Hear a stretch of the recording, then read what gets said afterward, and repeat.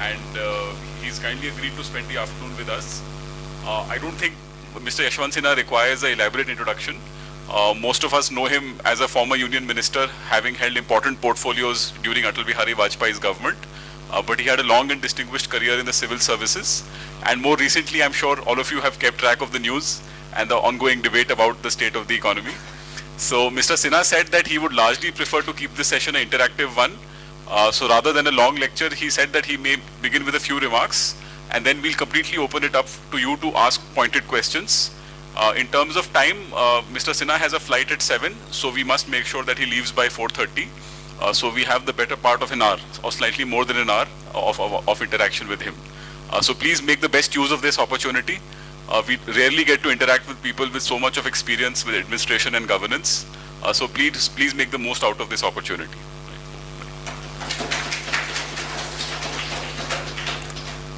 Thank you very much. Friends, I'm absolutely delighted to be here.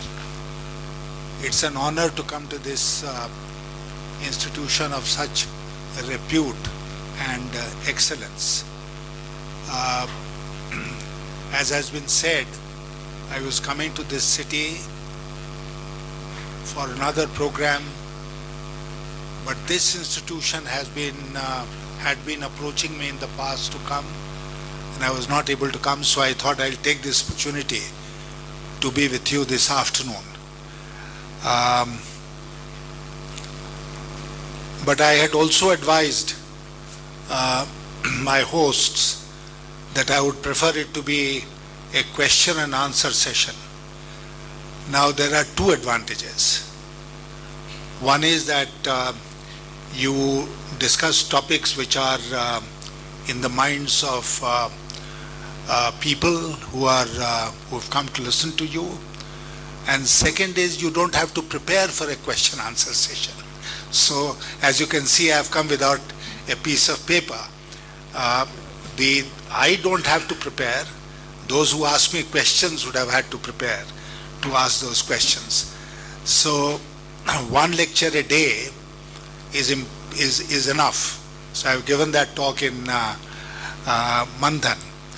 So here we'll confine ourselves to questions and answers, and let's see how it goes. I'm sure you have many curiosities and many queries, and maybe on a range of issues, and I'll be very glad, very happy to answer them to the best of my ability. So I shall leave it at that for the time being, and hope that we'll have a very fruitful interactive session. Thank you. Okay, so Lovish is carrying a mic, and we can open with questions about current affairs, about Mr. Sinha's previous experience in government. The floor is completely open. It's a completely open-ended conversation.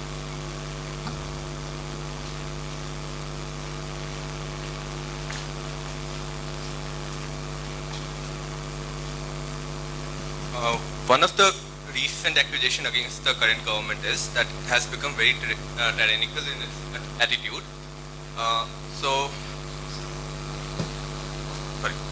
So one of the recent accusations against the current government is that it has become really tyrannical in its attitude. So what I wanted to ask you, like if you see the Indira Gandhi regime, like emergency, she came after a popular majority, and then she thought that okay, she can do whatever she wants to. Is the Modi government, not right now, but maybe after 5 years, is going towards the same path?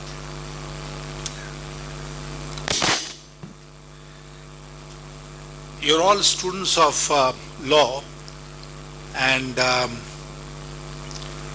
you must be aware, because I'm told that you are being taught political science also. The nature of every regime is to be dictatorial. It is given in the nature of state power. So, the degree may vary from one regime to another, but as I said, it's a given in our own history, we have gone through one emergency. And we went through that emergency because the Constitution at that time, as you are aware, permitted the imposition of the emergency. But the successive regime which succeeded Indira Gandhi's abolished that provision in the Constitution, and today it is not possible to impose a formal emergency in the country except under some very, very limited circumstances. But constitutional enabling provisions or not, it is possible to become autocratic, it is possible to become dictatorial, and especially for someone who thinks that he is alone responsible for achieving the success that his political party has achieved. That is a matter of discussion. But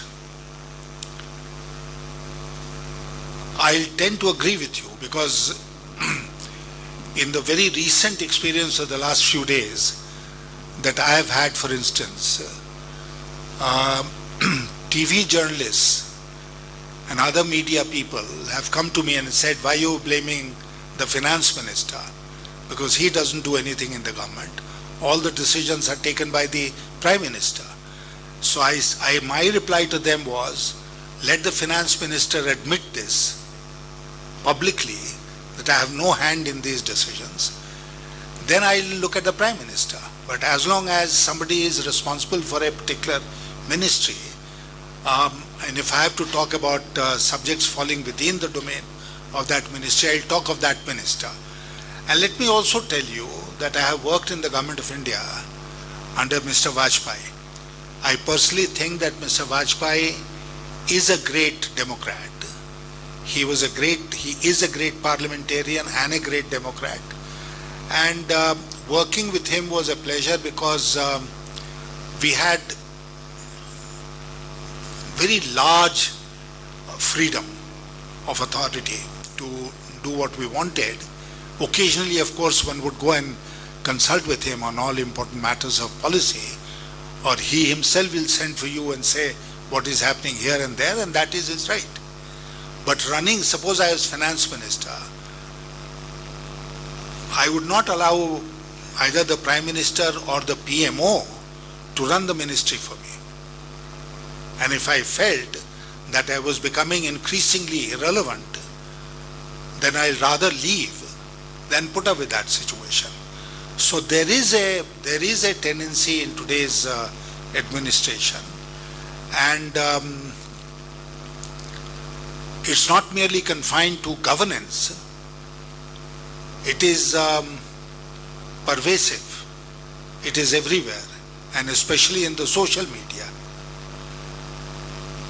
And the best example of this is the moment somebody says something which is not agreeable, then the bhakts take over, the trolls take over. And I myself have been subjected to some of that rough treatment in the last few days. So I know what it means to go through that ordeal.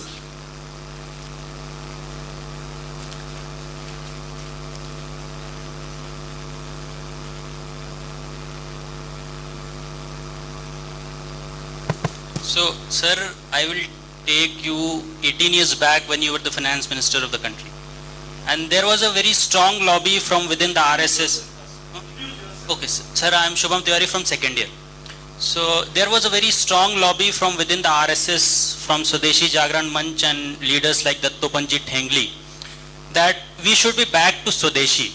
And what Manmohan Singh did in 1991 was wrong. And Swadeshi is what we dream.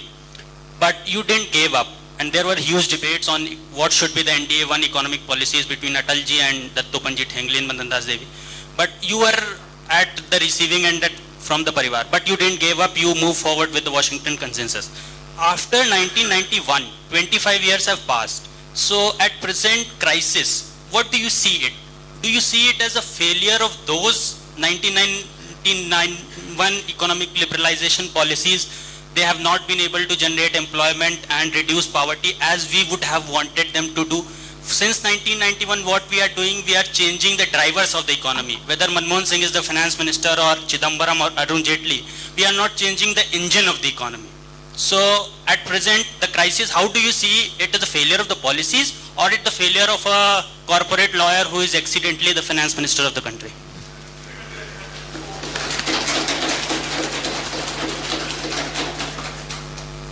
Thank you. I think you have asked a very important and very relevant question. Yes, I had my differences with the Sangh Parivar when I was finance minister. Incidentally, let me tell you that I had very close association with the Swadeshi Jagan Manch, and I remember I traveled through the length and breadth of this country for 30 days promoting Swadeshi in talks like this. But I also remember that I went to Lucknow for a meeting on Swadeshi, and before the meeting some journalists, local journalists came to see me, and one of them wanted to look at my watch. Is this a Indian made watch or is it a foreign made watch?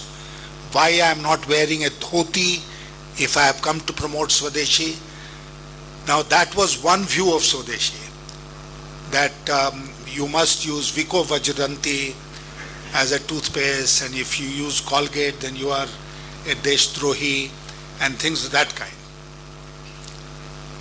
Now, on my finance ministry days, I have written a book, and the title of that book is Confessions of a Swadeshi Reformer.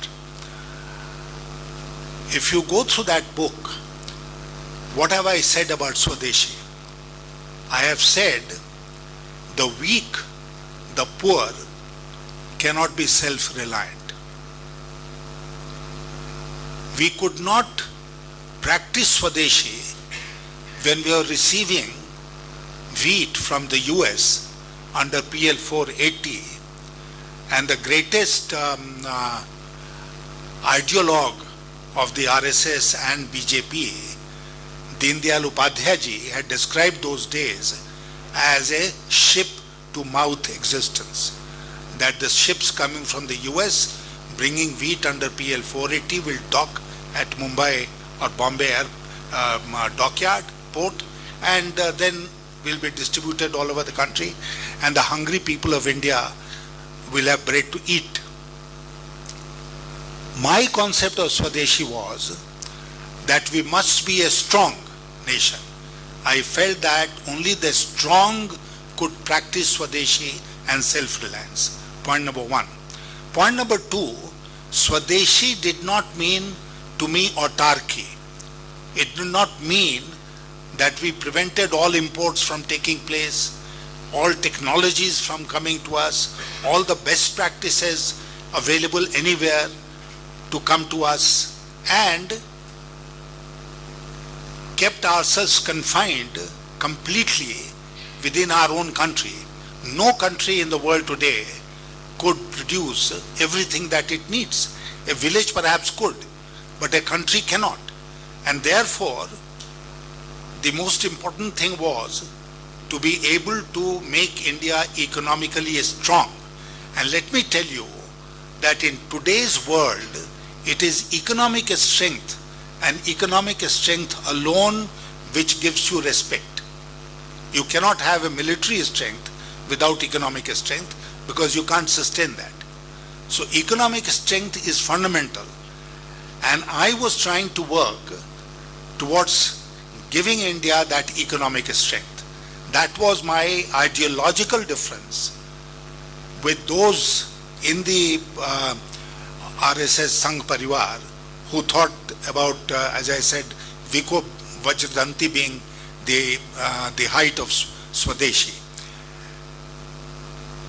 Then you talked about Washington consensus. No, I was never a votary of Washington consensus, because I believe that Washington consensus is the handiwork of the developed countries who always try to impose their will on the developing countries, the poorer countries.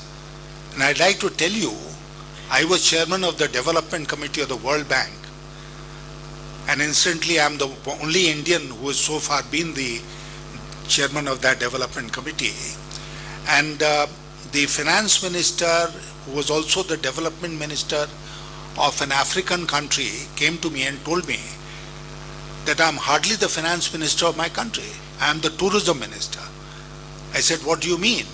He said, minor officials of the World Bank or IMF come to visit my country, and it is my responsibility to take them around to all the tourist places. So they don't discuss the economy with me, they don't discuss finances with me, they only want me to be their guide for tourism.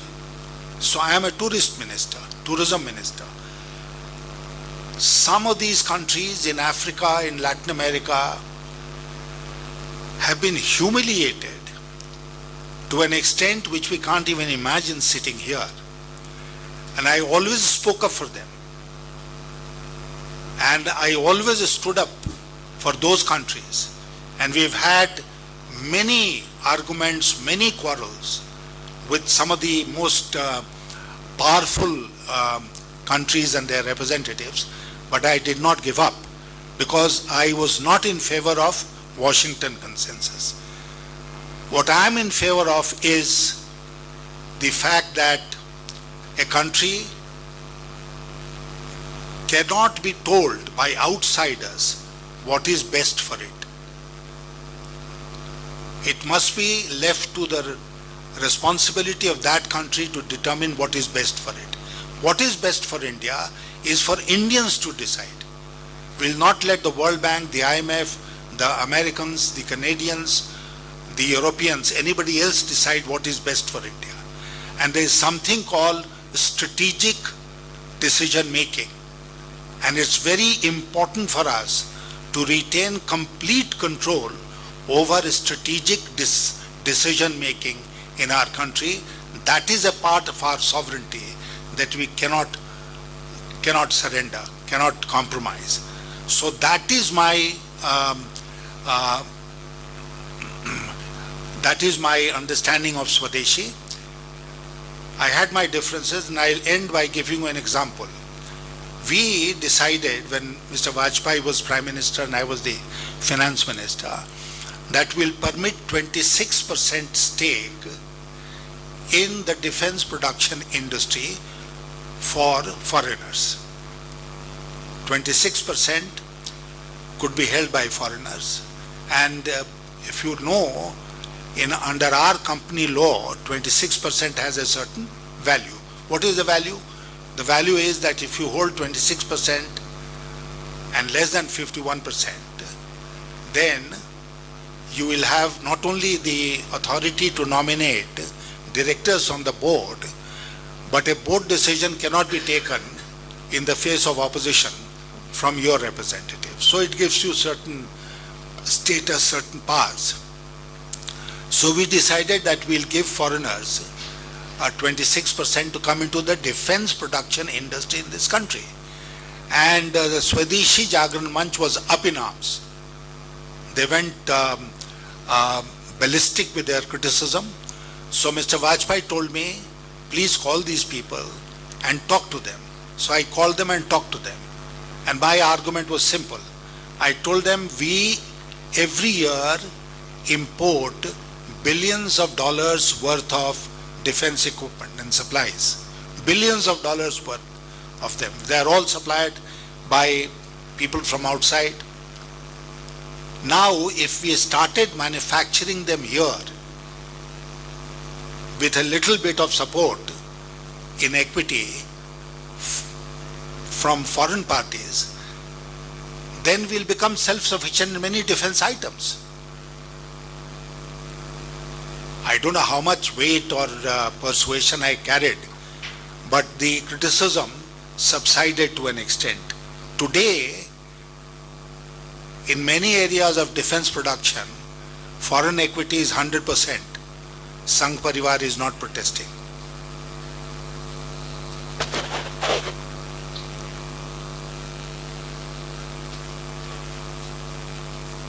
Sir, I am Professor Balkrishna Reddy, Registrar, Nalsar.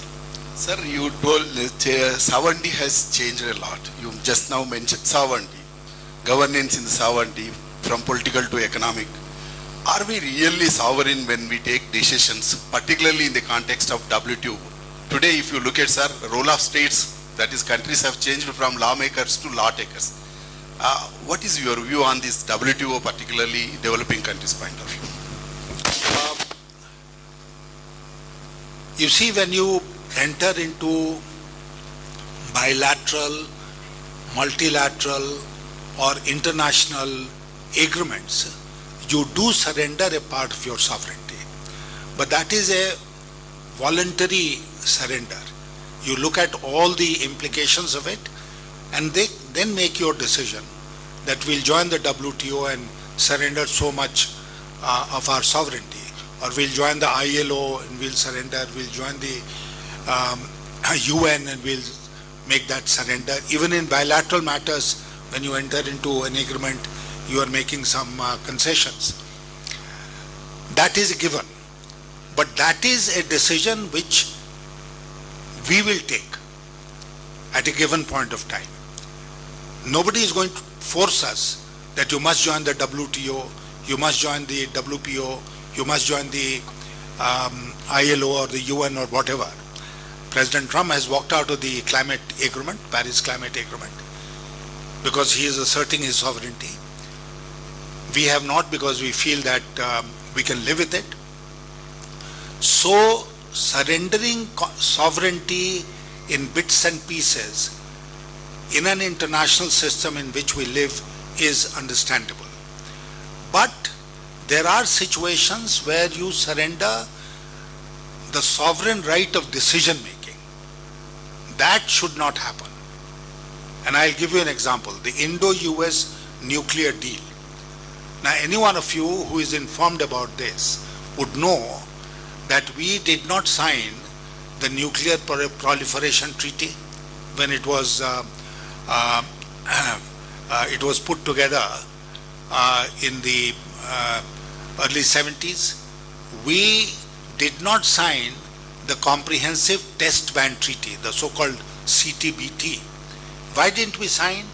We said these are discriminatory in their nature. The 5 countries which have nuclear weapons will continue to have nuclear weapons, and the rest of the countries cannot have nuclear weapons. This discrimination is not acceptable to us, and therefore we will not join these agreements. Now then we went and signed the nuclear deal with the US, and then the conventions of the this nuclear International Nuclear Authority in Vienna. What have we done? We have accepted conditionalities which are even more onerous than the conditionalities contained in NPT and CTBT. Therefore, a person like me opposed it. I said it's much better for us to sign the NPT and CTBT than sign this bilateral agreement first and then make it multilateral. What was the point of view? The point of view was that in the nuclear field, we were completely surrendering our strategic space, and therefore it was not acceptable. But the country, the government of the day accepted it.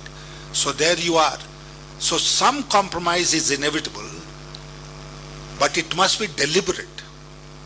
And we don't have the system which some other countries have, that every multilateral, international, bilateral agreement should be approved by the parliament. We don't have that.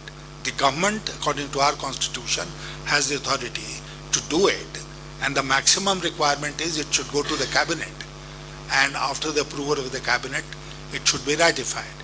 So the Parliament of India does not have any authority to exercise on this. Therefore, the responsibility on the government increases manifold, and we have to be extremely careful about what part of sovereignty are we surrendering and how it is going to impact on our national interests. You will agree that every country conducts its foreign policy on the basis of national interest. Every country conducts its foreign economic policy on the basis of national interest. We must continue to do so ourselves.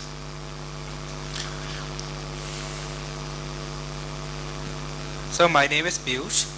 My question to you is, recently you've been in controversy as regards to attack Modi's Could government. I couldn't hear you. Bring it closer. So my name is Piyush. Recently you've been in controversy with regards to the attack to P. Chidambaram's policy. You question the ends which he has not been able to achieve through his various policies. So what would be your stance on making Subramaniam Swamy the finance minister, considering his portfolio, a lot of portfolios he has hold in the government during Chandrasekhar's government when you were the finance minister. Also, he's one of the India's most qualified economist. I'll not make any personal comment. And you must understand, in our system, it is not you or me talking in Nalsar who will decide who the finance minister should be. In our system, it is entirely, exclusively the prerogative of the Prime Minister to decide who will be in his council of ministers and what portfolio he will or she will allot to that minister. So it is entirely up to the ministry, to the Prime Minister. I, in my article, and let me tell you, I have written hundreds of articles.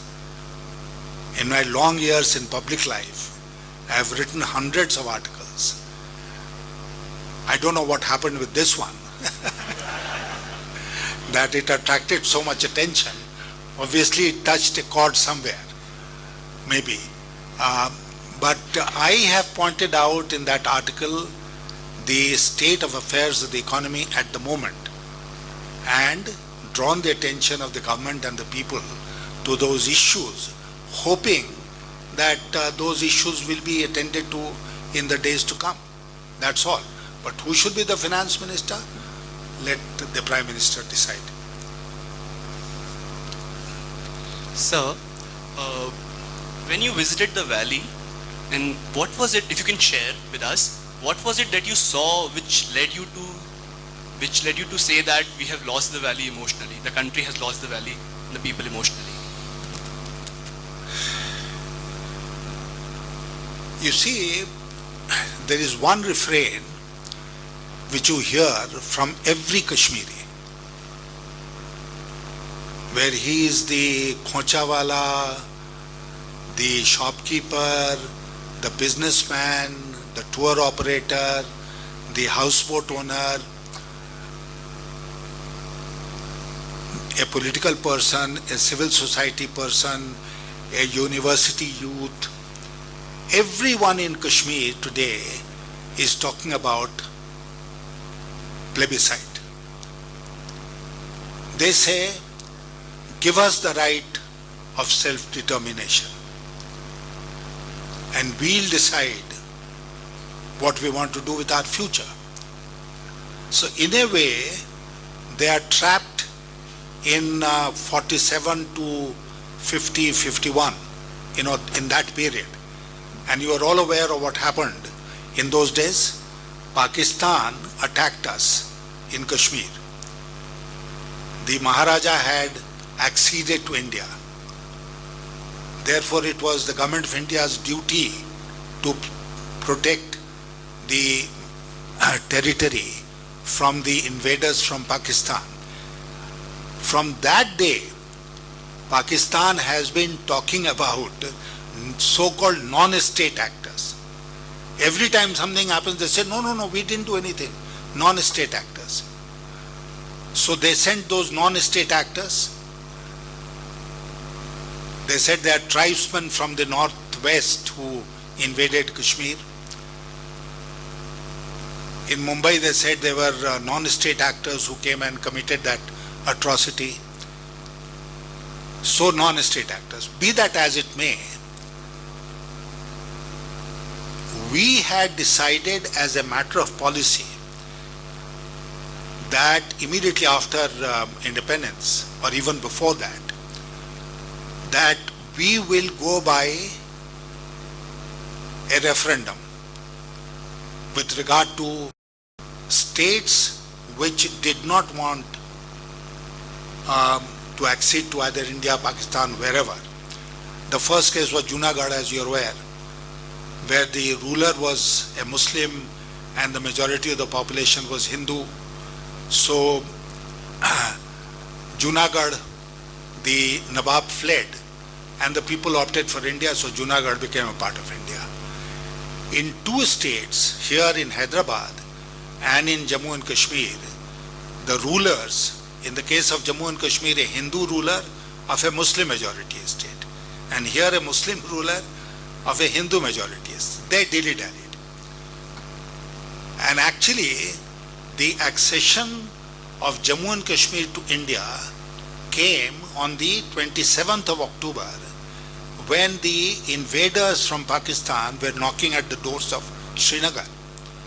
And if immediate military intervention from India had not taken place, then we would have lost the valley completely. But thanks to our brave armed forces, we were able to prevent that from happening. But it was Pandit Nehru, under whatever influence, who said referendum is our preferred mode. And therefore, when we went to the UN Security Council against the invasion by Pakistan, we said that we would want a plebiscite to take place in Jammu and Kashmir. We wanted it. It was our promise to the UN and to the people of Jammu and Kashmir. Today, strangely, they are telling us that we must have a plebiscite and we are running away from it.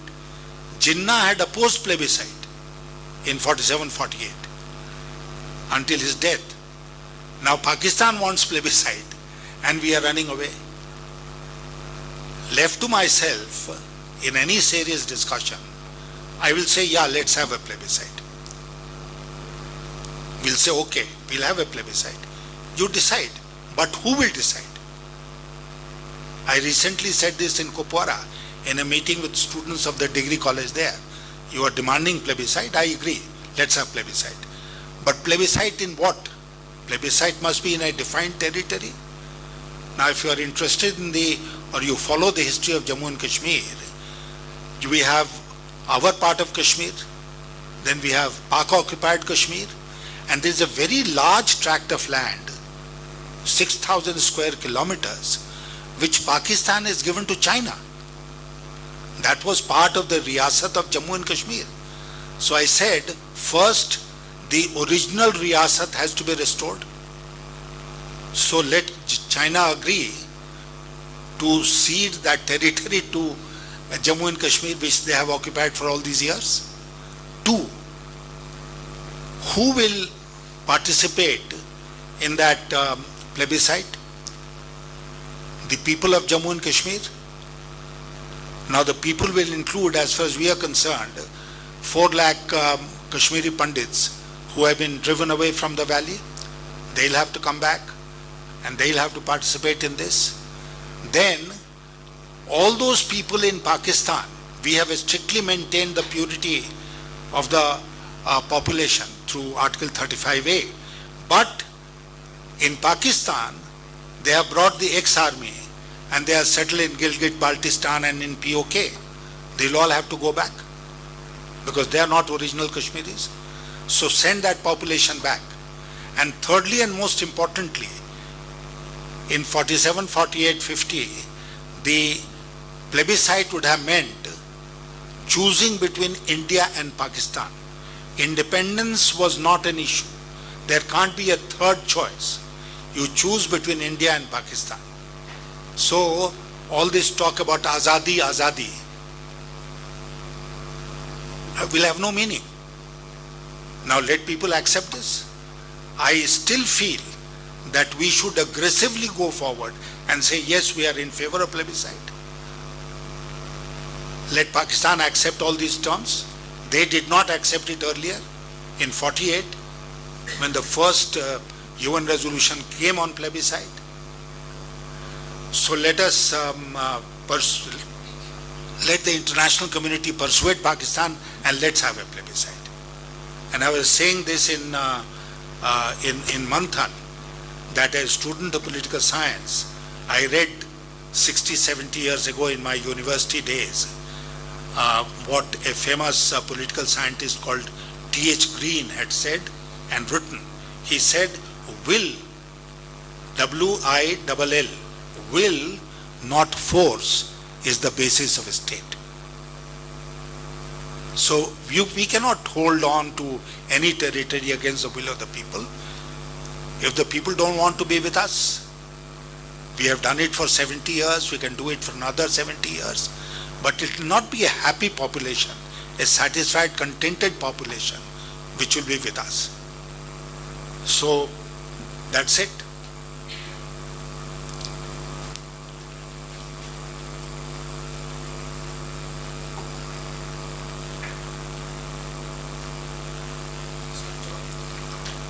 So I'm Jonathan from the first year.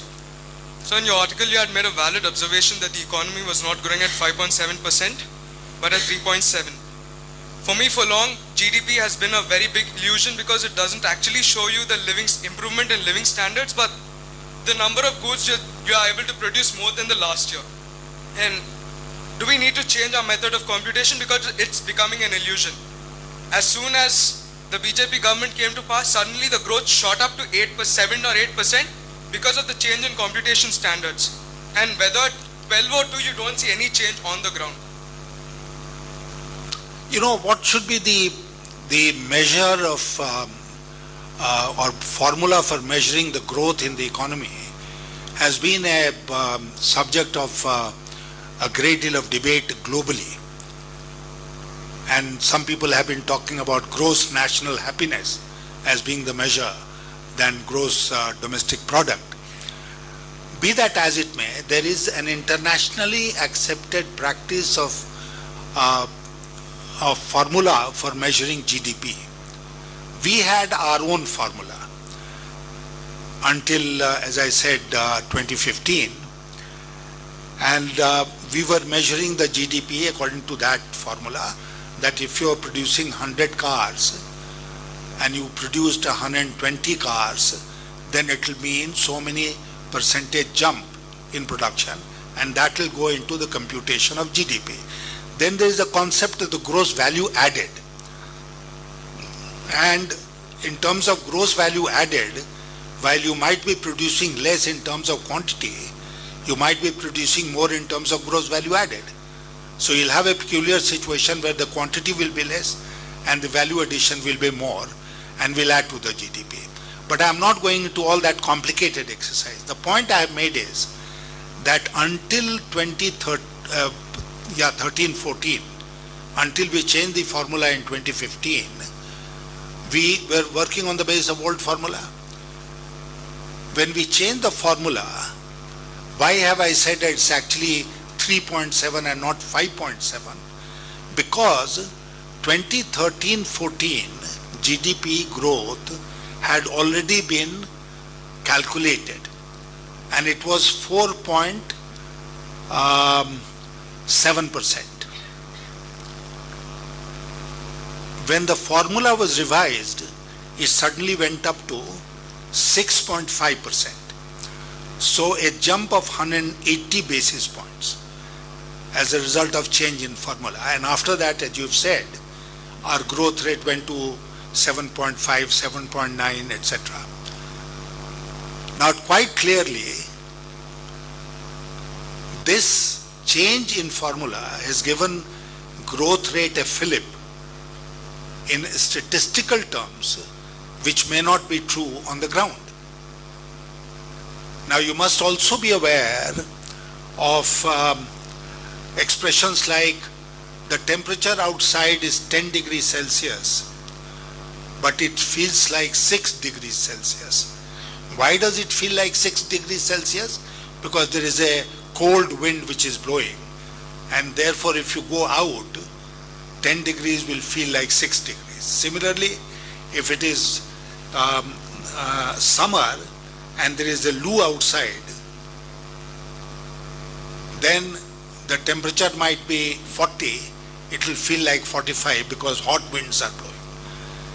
Similarly, in the economy, people have been talking for some time that you might say growth rate 7.9%, but it doesn't feel like that. Why doesn't it feel like that? Because you have to look at the various aspects which contribute to growth, not merely the figures of production, investment, savings, private investment in particular, employment generation.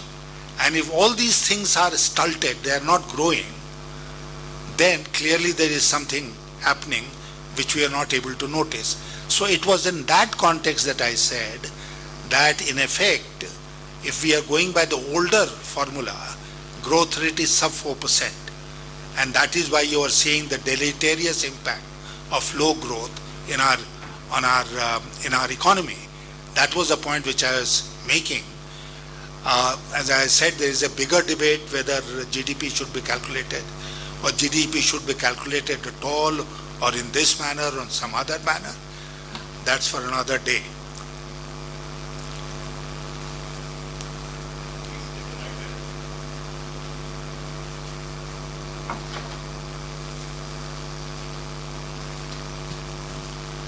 Good afternoon, sir. My name is Dheeraj. Thank you for coming here. Ever since the elections in 2014, I think an artificial left and right, a political binary has been created, and it has been allowed to shape public opinion or political discourse. Those who support dialogue in Kashmir have been branded doves and Pakistanis by default, and those who oppose them, those who oppose dialogue have been branded patriots or rather bhakts by default. So do you think this present political binary system of left and right, this artificial left and right, especially as we see it or as we know it on social media, is temporary political immaturity, or do you think it's become a mainstay of our discourse? However you want to describe it, it is most unfortunate. It is most unfortunate because it's not merely left and right. You yourself said it is whether you are a patriot or you are not a patriot. When I went to Srinagar with my group of concerned citizens, we called on the Hurriyat. And this was the ultimate sin which any Indian could have committed, to go and meet the Hurriyat leaders.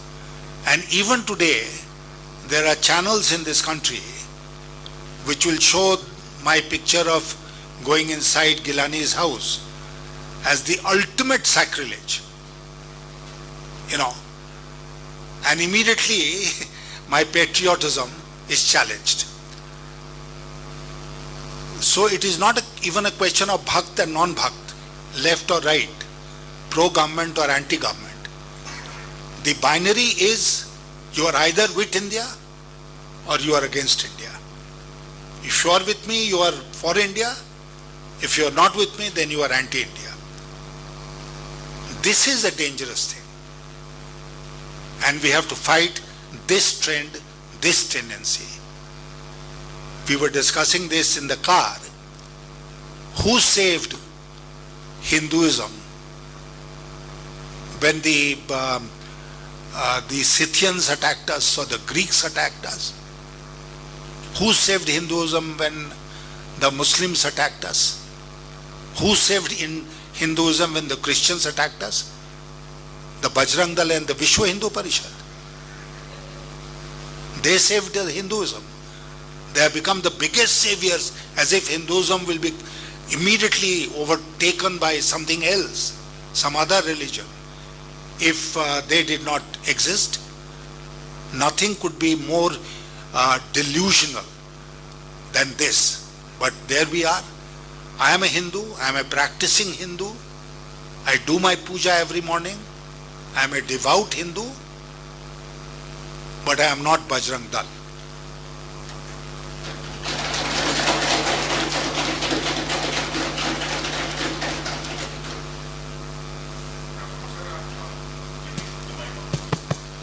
Good afternoon, sir. I'm Aditya from MBA second year. As you said, we have lost people emotionally in Kashmir. If there is a referendum and in reality if we lose them, would you see a possible threat from China? Because we are not in good terms with relations with China. There could be a possible threat from China too. You know, I was quoting Jayaprakash Narayan in the meeting in Manthan on this issue. And in 1966, he had seen China as a potential player in Jammu and Kashmir. Not merely Pakistan, but also China. And I can tell you on the basis of my own personal experience and discussions that we have had, that this China-Pakistan Economic Corridor, CPEC, has generated tremendous interest in our part of Kashmir also.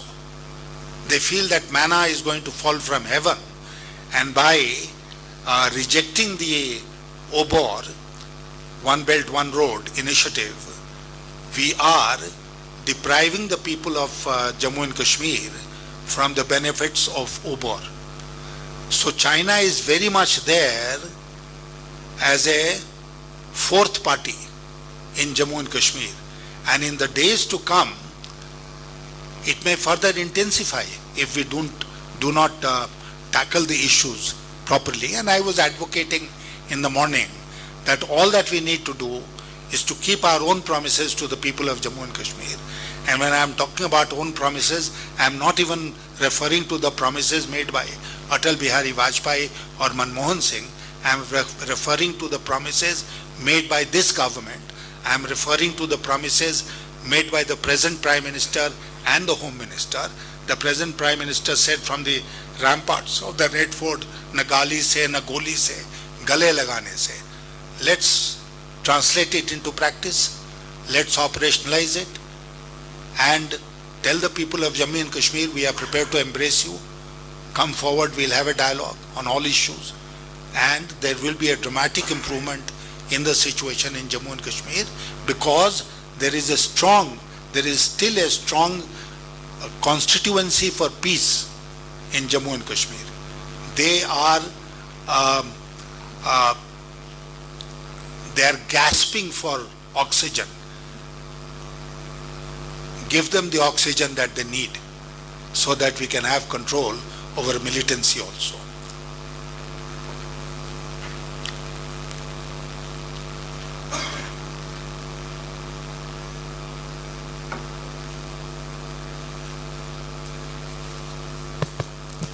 Sir, can you talk about Pakistan role in whole Kashmir thing? Like you have is the if people and Indian government, if they agree to it, there might be cases like Pakistan using proxy non-state actors to derail maybe let's say plebiscite, and also what do you see on the role of Pakistan in all this thing? I told you earlier that Pakistanis have invented this excuse that they offer to us and to the international community from time to time about non-state actors doing it. It's very convenient. Now, our relationship with Pakistan has a long history, 70-year-old history. Unfortunately, what happened was that immediately after India was divided into India and Pakistan, Pakistan became a plaything in the hand of the Western powers. Sorry. The British created Pakistan only in order to keep it as an outpost for the Western powers in the Muslim world, in the Islamic world. And Pakistan has lived up to it beautifully. I recently compared Pakistan to a creeper. Pakistan needs a creeper. Needs a tree to climb up. Earlier it was the US, Britain, then US, now it is China. So therefore, dealing with Pakistan has always been very difficult. As an Indian, and as objective as it can be, I have no hesitation in saying that Pakistan has broken every promise they have made to us, even in writing. It is not a question of oral understanding. They have made promises in writing, which they have broken with us. And the latest example of that is, takes us back to 2004. There was a SAARC summit which was taking place in Islamabad. Prime Minister Vajpayee and I went to Islamabad to participate in that SAARC summit. Then we had some bilateral discussions also with Pakistan. At the end of it, we produced a very brief joint press statement. It was not a joint communique, it was not a joint declaration, it was not even a joint statement. It was a joint press statement, which I issued on behalf of India, and subsequently the Pakistan Foreign Minister issued it on behalf of Pakistan. Now, it's very interesting that in that, and mind you, it came after the failure of Agra in 2002. So, in that statement, and I should remember it because I was personally involved, Pakistan said, or the statement went like this: President Musharraf agreed not to allow the territory of Pakistan or territory under its control to be used for violence and terror against India. This was the sentence. And then we agreed in the next sentence, both countries agreed to resume the composite dialogue process. What did it mean? It meant that you will stop exporting violence and terror against India, and then we'll sit down and talk to you. 2004, January 6. And then we know the history of the last 13 years of what has happened. Now, Simla, in the Simla Agreement of 1972, the line of control, first the ceasefire line was converted into a line of control. It was actually drawn on a map and signed by the military representatives of both the countries.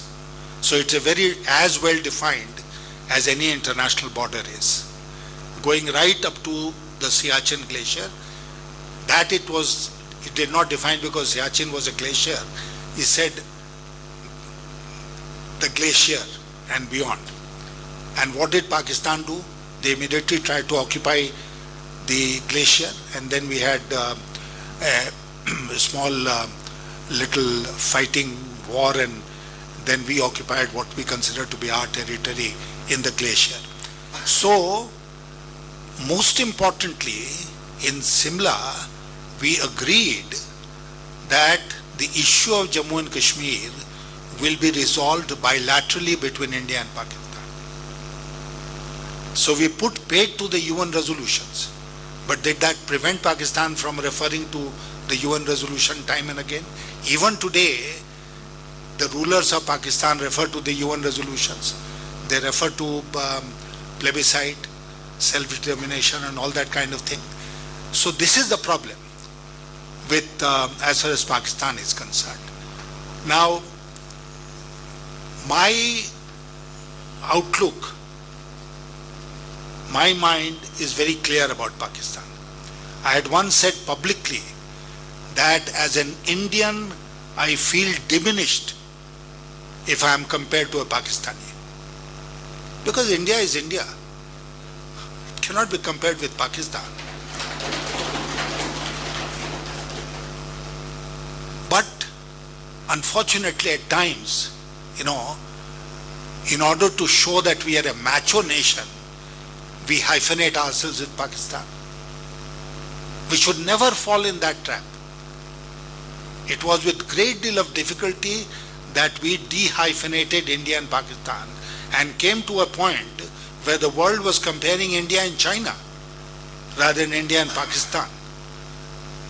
But unfortunately, the spectacle of what happened in the UN General Assembly recently shows that we want to be hyphenated with Pakistan. Even if the international community doesn't want you to hyphenate with Pakistan, we'll say no. We are their level, we'll only be at their level. We should ignore Pakistan. My theory is we should ignore Pakistan completely and just move on. But what it takes very importantly that we must be able to protect ourselves in such a way that Pakistan will not be able to send the terrorists from across the LOC, and then we can deal with the terrorists at home. The US has done it. There has been no attack on the US after 9/11. Why can't we protect ourselves? There is no dearth of resources. And even if there is a dearth of resources, Indians will be prepared to eat half a chapati to give the money to defense so that we protect all our borders. We make it absolutely foolproof, and nobody, and absolutely nobody, is allowed to penetrate into our country. If we take that strong resolve and say, Pakistan, please be in your space, we'll be in our space, we'll wait for better times to talk to you. That is how I will deal with Pakistan.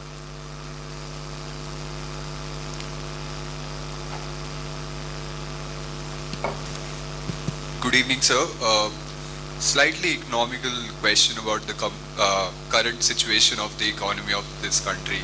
Sir, it's been more than, like as you said, 25 years then the privatization and globalization took place. We were very hopeful about cutting on our national deficit, which has not come to pass even now. As many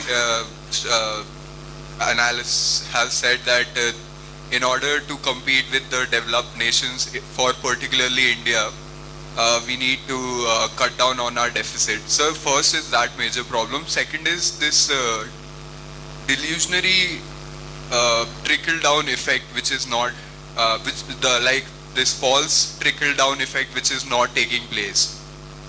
We are a progressive taxation country, but I don't really see this trickle down effect taking place in this country because major part of our population is still under the poverty line.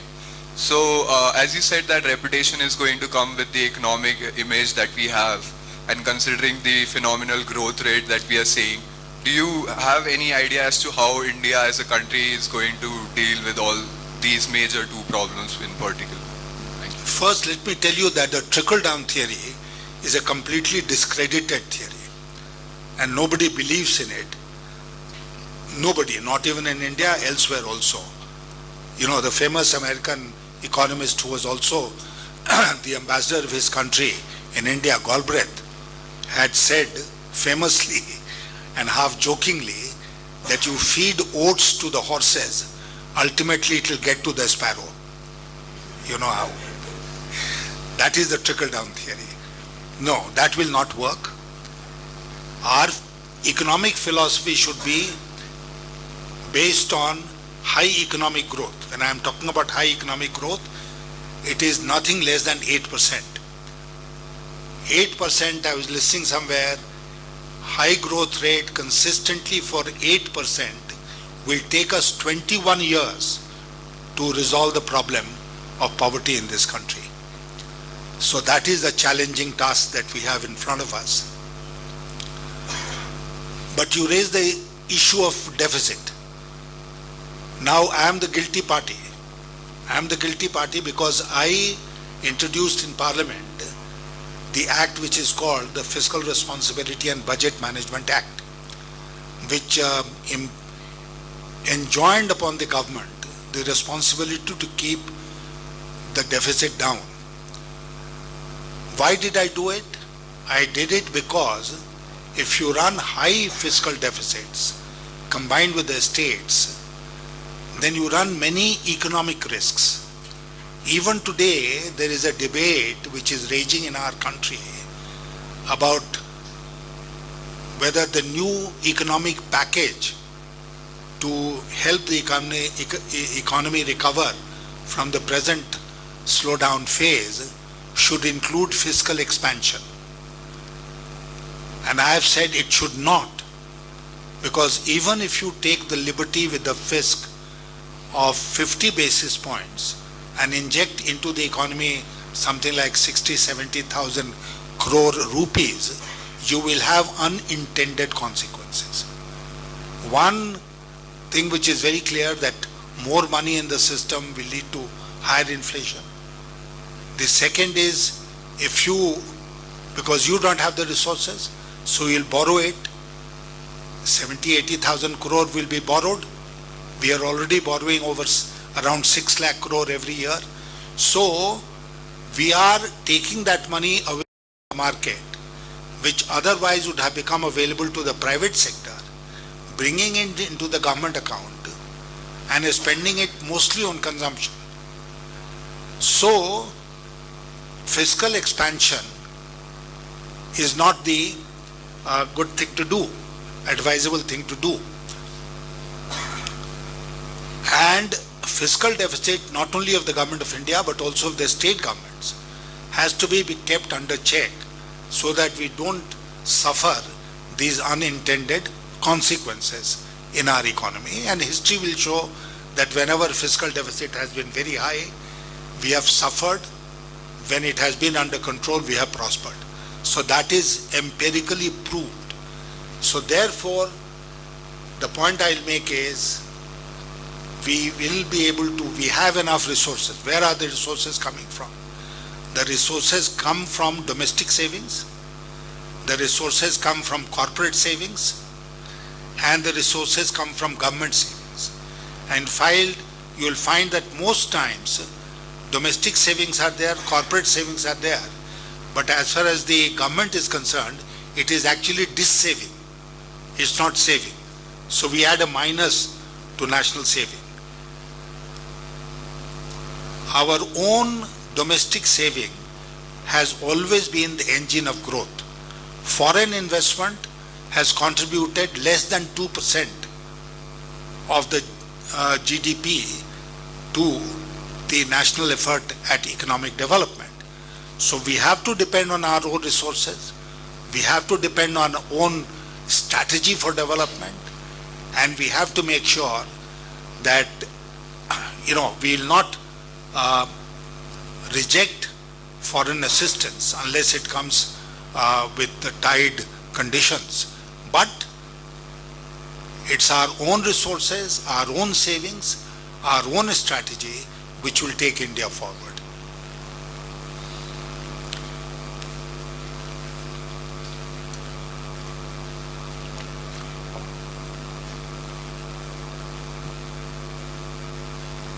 Hello sir, my name is Sunil. The question is rhetorical and it's coming from a student to someone who has worked in the government to someone who has been a leader of the people.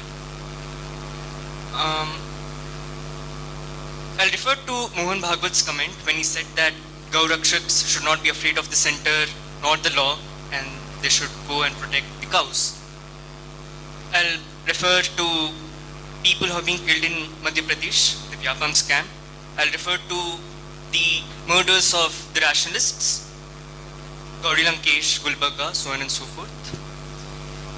Doesn't this point out to a certain section of Hindus who feel that as if the constitution is being forced on them, right? This is what a narrative is, that the constitution is being forced on them. It was imposed by Western educated Nehru, the Ambedkars, so on and so forth. You would say, oh look, these people are the fringe, but then you encounter the fringe yourself through the trolls, through the social media. So my question is, what hope do we have to work for a nation if we are in conflict with a fellow countrymen about the very foundations of what a nation should stand for, right?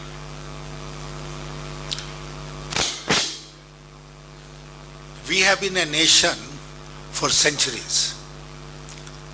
We may have become a country in 1947, but we have been a nation for centuries. And we have gone through various vicissitudes. But the nation has survived. The nation survived because it was always pluralistic, and pluralism was accepted as the basis of the Indian nation. So even when we were divided into various principalities, various kingdoms, we survived as a nation. No section of our society, no one section, can impose its will on the other section. The majority cannot impose its will on the minorities, and the minorities cannot impose their will on the majority. We have some tensions today, there is no doubt about it. Some people feel encouraged that they can take law into their own hands and they'll not be punished. But these are temporary phases in our national life. I believe the great strength of the Indian people is their capacity to see through the miasma of falsehood. And whenever the challenge has arisen, the people of India have risen. We were talking about the emergency. You know what happened when people went to vote in 1977. And the most powerful Prime Minister of this country and her most powerful son lost the election, their own personal election. So the people of this country know how and when to teach a lesson to those who take the people for granted. Let's have faith in the people of this country.